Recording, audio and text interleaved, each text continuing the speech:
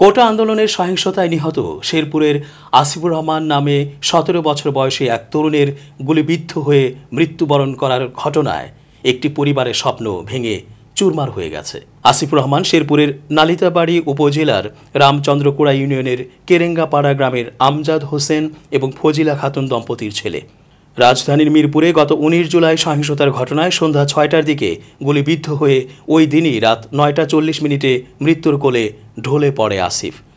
পরের দিন ২০ জুলাই ঢাকা থেকে আসিফের মরদেহ নিয়ে এসে জানাজা শেষে উপজেলার কেরেঙ্গাপাড়া ফুলপুর সামাজিক কবরস্থানে দাফন করা হয়। এই ঘটনার পর থেকে ওই পরিবারের মা, বাবা, ভাই, বোন এবং স্বজনদের কান্নার রোল যেন থামছেই না। আসিফ গরিব অসহায় পরিবারের ভবিষ্যতে হাল ধরবে বলে বাবা মা আশায় বুক বাঁধলেও সেটি আজ শুধু স্বপ্নেই রয়ে গেল। একটি গুলি আসিফের পরিবারের স্বপ্নকে চিরদিনের জন্য এলোমেলো করে দিল।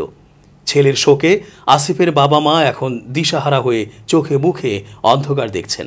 আসিফের মা ফজিলা খাতুন শুক্রবার রাতে বলেন, আমার ছেলে খুবই ধীর স্থির ও শান্ত স্বভাবের ছিল।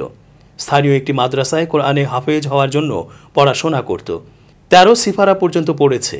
অভাব অনটনের সংসার, তাই ছোট বয়সেই ১ বছর আগে মিরপুরের একটি গার্মেন্টসে চাকরি নেয়। মাসে সে ১৩,০০০ টাকা বেতন পাইত। ফজিলা খাতুন কান্নাজড়িত কণ্ঠে আরও বলেন, আমার ২ ছেলে ৪ মেয়ে। ছেলে মেয়েদের মধ্যে আসিফ দ্বিতীয়। বড় মেয়ের ঢাকায় বিয়ে হয়েছে।